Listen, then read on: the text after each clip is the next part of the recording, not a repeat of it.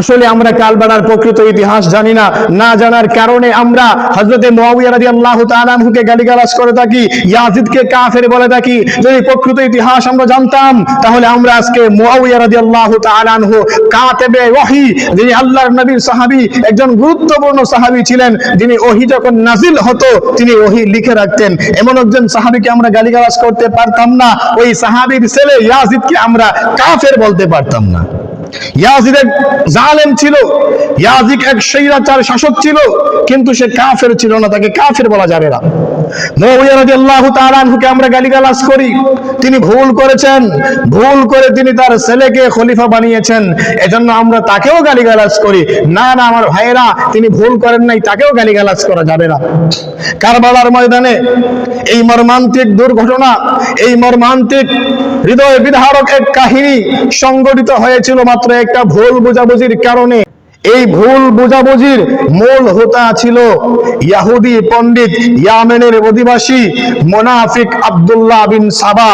এই আব্দুল্লাহ বিন সাবার মুনাফিকের কারণে কারবালার ময়দানে মর্মান্তিক সেই হৃদয় বিদারক সেই কাহিনী, হৃদয় বিদারক সেই ঘটনা সংঘটিত হয়েছিল।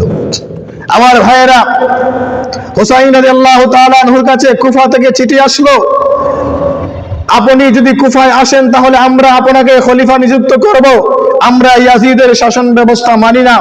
হুসাইন রাদিয়াল্লাহু তাআলা আনহু তিনি আগে থেকেই ইয়াজিদের শাসন ব্যবস্থার প্রতি সন্তুষ্ট ছিলেন না, তিনি চান না ইয়াজিদ খলিফা নিযুক্ত হোক। যখন কুফা থেকে তিনি চিঠি পাইলেন, কুফার মানুষেরাও চায় না ইয়াজিদ খলিফা থাকুক, তারা বলতেছে হুসাইনকে খলিফা বানাবে। হুসাইন রাদিয়াল্লাহু তাআলা আনহু তাদের সেই চিঠি পেয়ে কুফার উদ্দেশ্যে রওনা করলেন। এর আগে তিনি মুসলিম ইবনে আকিল নামে এক গুপ্তচরকে পাঠালেন কুফার অবস্থা পর্যবেক্ষণ করার জন্য। কুফার মানুষ বাস্তবেই তাকে খলিফা বানাতে চায় এমন চিঠি পাঠিয়েছে, নাকি এখানে কোনো দুই নম্বরে কোনো মুনাফিকে আছে। হুসাইন রাদিয়াল্লাহু তাআলা আনহুর গুপ্তচর মুসলিম ইবনে আকিল তিনি চলে গেলেন কুফায়, কুফার অবস্থা পর্যবেক্ষণ করলেন। না, বাস্তবেই তারা হুসাইনকে আমির বানাতে চায়, হুসাইনকে খলিফা বানাতে চায়, এজন্যই তারা চিঠি পাঠিয়েছে। হুসাইন রাদিয়াল্লাহু তাআলা আনহুর কাছে মুসলিম ইবনে আকিল আরেকটা চিঠি লিখলেন, হে হুসাইন রাদিয়াল্লাহু তাআলা আনহু, কুফার অধিবাসী বাস্তবেই আপনাকে খলিফা বানাতে চায়, বাস্তবেই তারা আপনার শাসনকে চায়, বাস্তবেই তারা আপনার প্রতি আকর্ষিত, আপনাকে তারা ভালোবাসে, আপনাকে তারা পছন্দ করে, আপনি আসতে পারেন।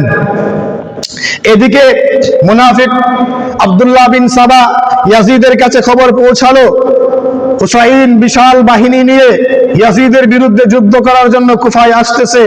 যখন এই খবরটা মুনাফিক আব্দুল্লাহ ইবনে সাবা ইয়াজিদের কাছে পৌঁছালো, ইয়াজিদ তখন আরো একটু রাগান্বিত হয়ে গেল, তার ভিতরে জিদ আরেকটু বেড়ে গেল।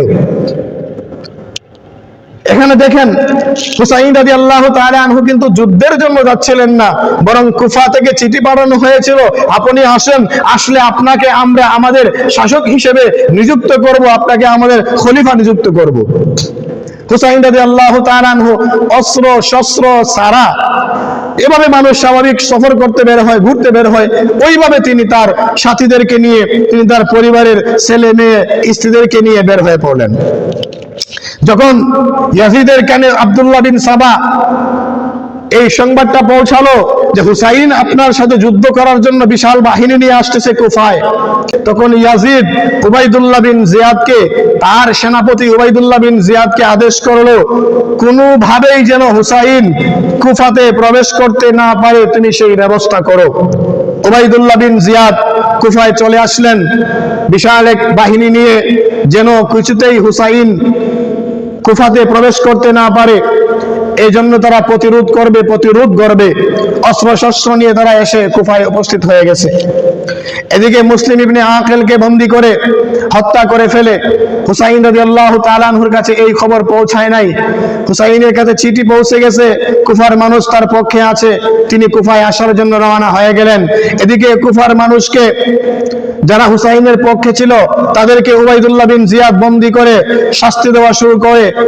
এক পর্যায়ে তাদেরকে বলে, যদি তোমরা হুসাইনের পক্ষে থাকো তাহলে তোমাদেরকে মেরে ফেলা হবে, আর যদি তোমরা ইয়াজিদের পক্ষে থাকো তাহলে তোমাদেরকে ছেড়ে দেওয়া হবে। সবাই তখন নিজেদের জানকে বাঁচানোর জন্য চলে গেল ইয়াজিদের পক্ষে, হুসাইনের পক্ষ ছেড়ে দিল। হুসাইন রাদিয়াল্লাহু তাআলা আনহু কুফায় এসে পৌঁছলেন। পৌঁছার পরে দেখলেন অবস্থা তো ব্যতিক্রম। কাহিনী তো পাল্টে গেছে, কাহিনী তো এখানে পরিবর্তন হয়ে গেছে। যারা আমাকে দাওয়াত করে নিয়ে আসছে তারাই এখন ইয়াজিদের পক্ষে চলে গেছে। শেষ পর্যন্ত যুদ্ধ হয়ে গেল।